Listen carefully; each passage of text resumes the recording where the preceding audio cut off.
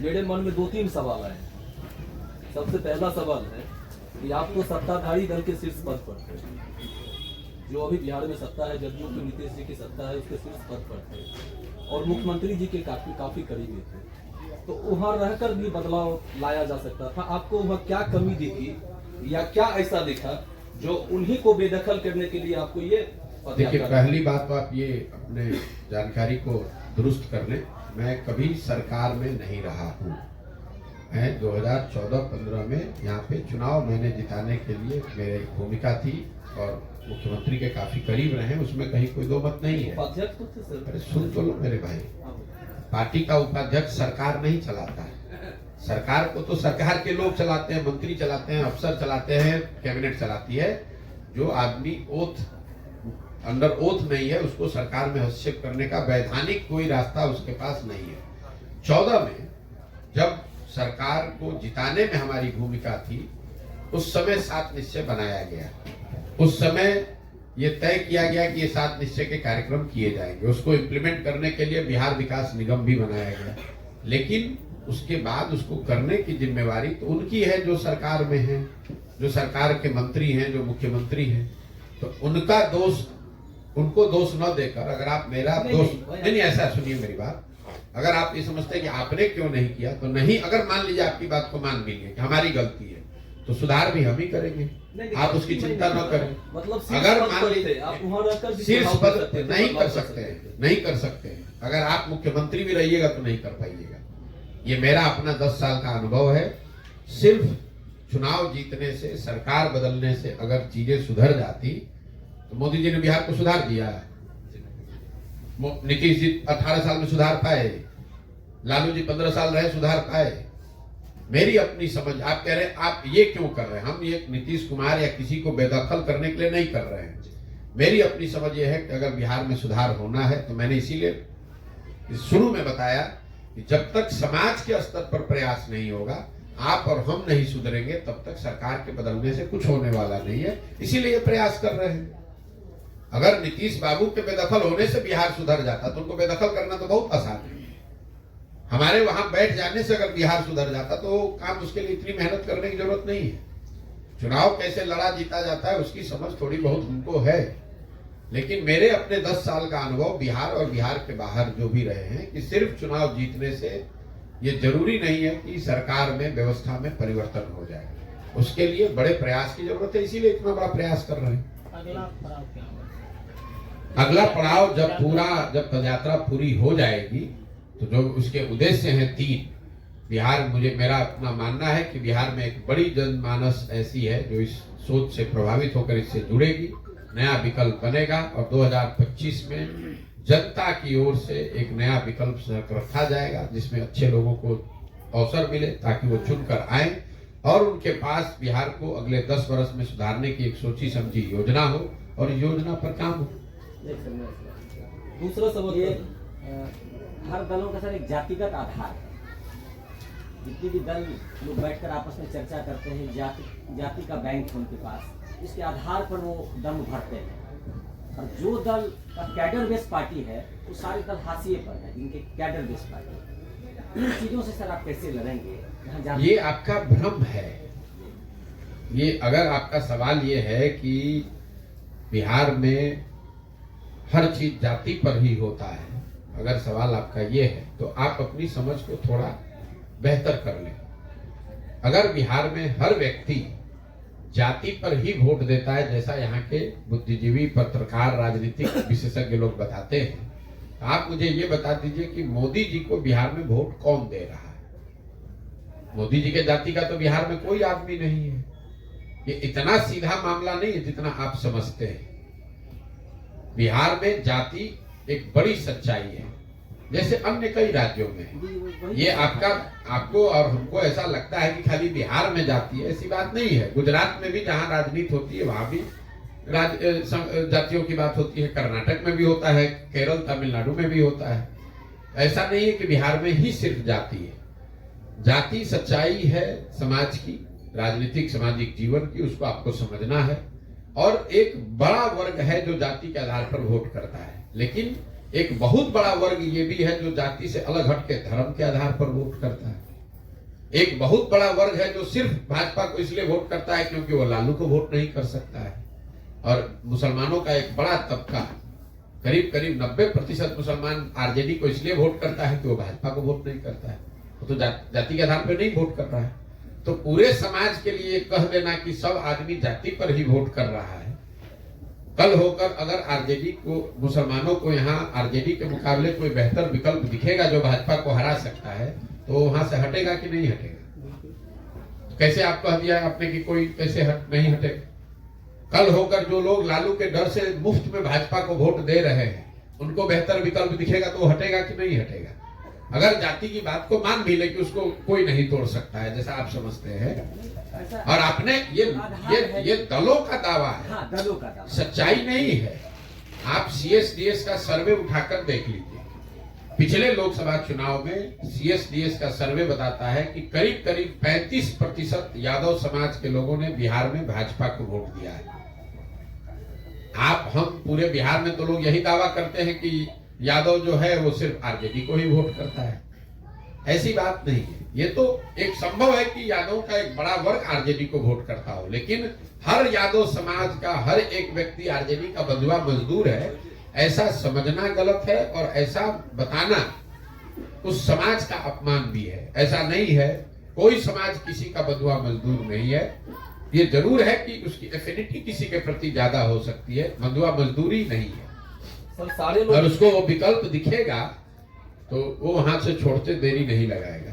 Sir सारे लोग बदलाव की बात करते हैं, हमारे मन में भी बदलाव है कि बिहार में बदलाव है, लेकिन जब नेतृत्व मिलता है तो खुद बदल जाते हैं। आपका इस संबंध में क्या कहना है? कौन बदल जाता है?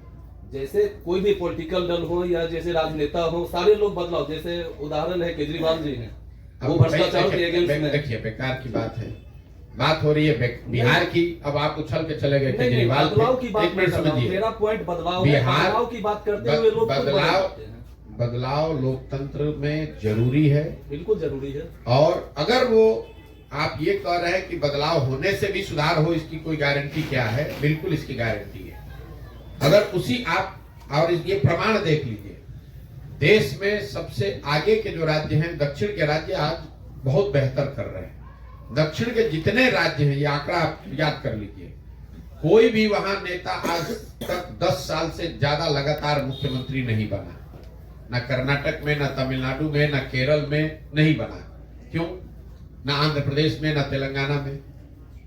वो राज्य तरक्की कर रहे हैं, फिर भी जनता वहां दूसरों को ला रही है, ताकि नेताओं पर भी दबाव है कि अगर आप काम नहीं कीजिएगा, जनता की अपेक्षा पर खरे नहीं उतरिएगा, तो आपको हटा दिया जाएगा। उसके मुकाबले बिहार को देख लीजिए, 32 साल से लालू नीतीश, इसके आगे जनता देख ही नहीं रही है। हमने लोकतंत्र, जो बात मैं आपको बता रहा हूं, समाज में कहीं ना कहीं लोकतंत्र को आपने कमजोर कर दिया। आपको जिसको चुनना है चुनिए, लेकिन वो चुनाव, वो भरोसा 5 वर्ष के लिए है, 50 वर्ष की बंधुआ मजदूरी नहीं है। आपने लालू को चुन लिया, तब लालू को ही वोट दिए जा रहे हैं पिछले अगले 30 साल तक। एक बार नीतीश पर भरोसा, नीतीश जी ने पहले टर्म में अच्छा काम किया तो जनता ने उनको 2010 में बड़े बहुमत से जिताया, लेकिन अगर दूसरे टर्म में अच्छा काम नहीं किया तो जनता की जिम्मेवारी है कि उनको हटाकर किसी दूसरे को लाए, तभी तो लोकतंत्र चलेगा। इस तरह का है कि कोई कोलैबोरेशन नहीं है। जनता कोलैबोरेशन के आगे देख सकती है, आप भ्रमत पालिए। 2010 में पॉलिटिकल कोलैबोरेशन, जिस गठबंधन की आप बात कर रहे हैं, नीतीश कुमार और भाजपा साथ में लड़े थे, 206 सीट मिला था। वही कोलैबोरेशन अभी 2020 में जब लड़े तो 125 सीट नहीं मिला। जनता इतना बेवकूफ है। तो सर 24 में मैं किसको वोट दूं, आप बता दीजिए। हम क्यों बता दें भैया, आप अपने 2024 का चुनाव है, मैं कहाँ जाऊँ? क्या विकल्प है हमारे? आपके पास जो आपका दल आएगा। अरे हम ही को कहे आप वोट दीजिए, आपको जो विकल्प अच्छा लगे उसको दीजिए। वही ना, मतलब मैं कहाँ जाऊँ आपको बता दीजिए। बदलाव की बात आप करते हैं, मैं कहाँ बदल के जाऊँ? इससे आप अपने आप को आपने इतना निरीह बना लिया है, इसीलिए तो भोग रहे हैं, भोगिए। और इसी तरह आपने, अगर आपको लगता है कि कोई नहीं था तो अभी तक काहे नहीं बनाया नया दल? प्रशांत किशोर का इंतजार कर रहे थे। प्रशांत किशोर कल चल रहे रोड पे, गिर के मर जाएंगे तो आप अपना जिंदगी नहीं जिंदा रहिएगा। चलिए ठीक है सर, अंतिम सवाल, ये लास्ट सवाल है कि आप अपना दल बनाएंगे या किन्हीं के साथ जाएंगे? फिर फालतू का बात, मतलब सवाल आप याद नहीं, आप क्या है, आप सवाल अपना लिख कर लाए हैं घर से। नहीं नहीं, बिल्कुल जो नहीं। हमने 40 मिनट बोला, सुनिए ना मेरी बात, नहीं। लिख के लाना मतलब दिमाग में। हाँ, दिमाग में कंसेप्ट है, मैं अपनी हम बात जो कर रहा हूँ। बोल रहे हैं उसको आपने सुना ही नहीं। हमने कहा कि पूरा बिहार चल के जनता की मदद से नया दल बनाएंगे और 2025 में जनता के सामने वो विकल्प रहे, ये बात बताई। और उसको आपने सुना ही नहीं या सुनकर सुना हमारा कर मन- फिर वही आप कीजिएगा, सर, किसके साथ हमारे- गठबंधन कीजिएगा। हमारे मन में कुछ सवाल है, उसका जवाब तो आप दे देंगे। रहे, हमारे किसका मन जवाब का दे रहे? सवाल है तो जवाब जो दे आप रहे। अपना दल बनाएंगे या कहीं जाएंगे या कुछ भी नहीं करेंगे या फिर जनता दोनों ही नहीं करेंगे, क्योंकि आप सुन ही नहीं ये सर, रहे। मैंने कहा कि कोई दल हम अपना नहीं बनाएंगे, जनता यहाँ मिल के दल बस यही जवाब बनाएगी। है सर, हो गया। दूसरा बात, जब दल अभी बना ही नहीं है तो गठबंधन का सवाल कहाँ है। तीसरी बात, अगर बिहार की जनता मिलकर दल बना रही है तो गठबंधन काहे करेगी। इसी गठबंधन से मुक्ति के लिए तो इतना प्रयास कर रहे हैं। कुछ लोगों का सर 2024 को पदयात्रा लेके चल रहे हैं, बदलाव की बात कर रहे हैं, लेकिन 2024 जो लोकसभा चुनाव उसको अब टारगेट नहीं करके सीधे 25 को टारगेट कर रहे हैं। कुछ लोग ये र्यूमर भी फैला रहे हैं कि नहीं ये तो भाजपा को क्या करें, मदद करने के लिए चल रहे हैं। नहीं, देखिए इसको चोट बात ये है कि जो बात हम कह रहे हैं जनता के सामने, ये कोई टारगेट हमने बाद में नहीं चेंज किया है। 5 मई 2022 को जब हमने जन स्वराज की घोषणा की तो ये कहा कि दल तभी बनेगा जब हम पूरा पदयात्रा कर लेंगे। उसके बाद से हम कोई टिम्बकटू घूमने गए नहीं है। बिहार की जनता देख रही है, आप लोग देख रहे हैं कि 16 महीने से हम घर परिवार छोड़कर प्रतिदिन चल ही रहे हैं। लेकिन जब पूरा बिहार कहा है कि चलेंगे तो चलने के बाद ही तो बना सकते हैं। अगर हमको खुद ही दल बनाना होता तो पटना में बैठ के पहले ही बना लेते। लेकिन जब हम मान लीजिए कि बेगूसराय आज पहुंचे, बेगूसराय के लोगों से मिले ही नहीं, तो कैसे पता चलेगा कि बेगूसराय में किन लोगों को साथ में लेकर दल बनाना है। अगर बेगूसराय कर लिए तो खगड़िया तो पहुंचे नहीं, मुंगेर तो गए नहीं, कटिहार पहुंचे नहीं। तो जब तक कम से कम 2/3 बिहार हम कर न ले तब तक दल नहीं बन सकता है। अगर उसके बाद जो भी चुनाव आएगा, चाहे मुखिया का चुनाव आए कि लोकसभा का चुनाव, तो चुनाव लड़ा जाएगा। और उससे पहले अगर विधानसभा का भी चुनाव आ जाएगा तो भी नहीं लड़ा जाएगा। सिंपल बात। बहुत बढ़िया। राम मंदिर के उद्घाटन को लेकर बिहार में लोगों में खूब उत्साह है। लगभग 10 लाख लोग अयोध्या जाएंगे। हिंदू होने के नाते क्या आप भी हो जाएंगे? हम तो भैया अपनी पदयात्रा कर रहे हैं। और मेरा एक सवाल है, आप कहते हैं कि लोकसभा से पहले बिहार में महागठबंधन नहीं टूटेगा। चर्चा है कि पीएम मोदी के होने वाले बिहार दौरे पे नीतीश से सब सेट हो जाएगा। अभी चर्चा आप जाने, नीतीश कुमार को खुद नहीं पता है कि वो किसके साथ रहेंगे, और आपको पता है तो रोज बेकार एक न्यूज बना सकते हैं, लेकिन उसका कोई फायदा नहीं। मेरा सुझाव मानिए, नीतीश कुमार को जितना हम जानते हैं उतना कम लोग बिहार में जानते होंगे। नीतीश कुमार को खुद नहीं पता है कि वो कहाँ रहेंगे। एक बात जो मैं कह रहा हूँ कि लोकसभा के बाद ये नीतीश कुमार जी के राजनीति का अंतिम दौर चल रहा है, और लोकसभा चुनाव के बाद नीतीश कुमार जी के दल का विघटन औपचारिक तौर पर शुरू हो जाएगा और आपको दिखेगा। इतना मैं जानता हूँ। चाहे वो भाजपा में जाएं, महागठबंधन में रहें, अकेले रहें, छोड़ दें, अब ये अंतिम दौर है, इसके आगे चलने वाला नहीं है। इतना आप निश्चित जान लीजिए। दूसरा, मैंने ये कहा कि वो महागठबंधन में लड़ेंगे, उनको 5 सीट भी नहीं आएगा। जदयू को 5 सीट भी नहीं आएगा, ये लिखकर आपको दे देते हैं। अगर आ जाए तो हमको आकर आप बता लीजिएगा, हमसे सवाल पूछ लीजिएगा। बिहार विधानसभा में महिलाओं के ऊपर नीतीश कुमार के द्वारा टिप्पणी किया गया था, किस रूप में देखते हैं आप? किसी रूप में नहीं देखते हैं। वो नीतीश कुमार की उम्र हो गई है, और इस तरह के अलूल जलूल बयान देते रहना नीतीश कुमार की अब एक तरह से आदत भी बन गई है, और उनकी आप कह लीजिए कि जो उनकी मनोस्थिति है उसको दर्शाती है।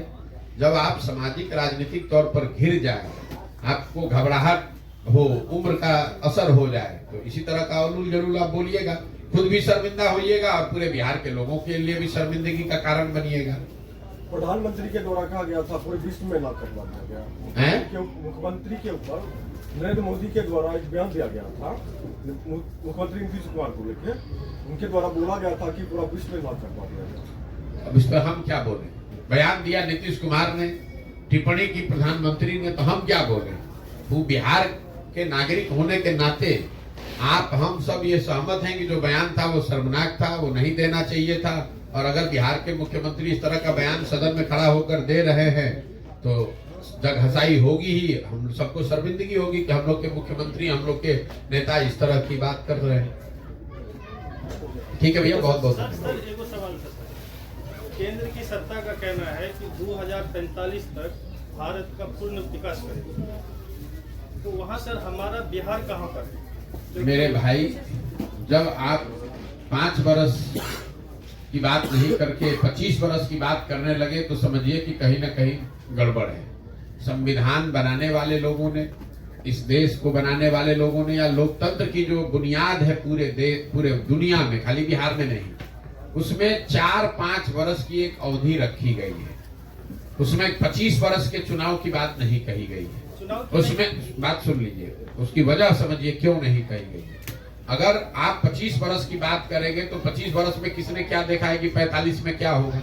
5 वर्ष में अगर आप अपनी प्रॉमिस को डिलीवर नहीं कर पा रहे हैं तो 25 वर्ष की बात करना बेमानी है।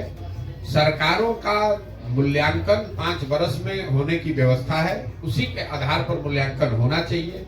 विजन डॉक्यूमेंट आप 100 साल का बना कर जारी कर दें, टारगेट आप 100 साल के लिए कर दें, उसका कोई बहुत महत्व नहीं है।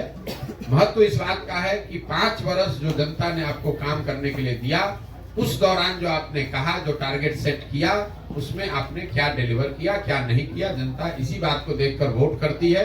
25 वर्ष के बाद भारत का क्या होगा, 75 वर्ष के बाद क्या होगा, वो चर्चा का विषय हो सकता है, वो इंटेलेक्चुअल डिबेट का विषय हो सकता है, वो स्ट्रेटेजिक थिंकिंग का हिस्सा हो सकता है, लेकिन चुनाव के नजरिए से, सरकारों के वोट के नजरिए से उसका कोई महत्व नहीं है और होना भी नहीं चाहिए।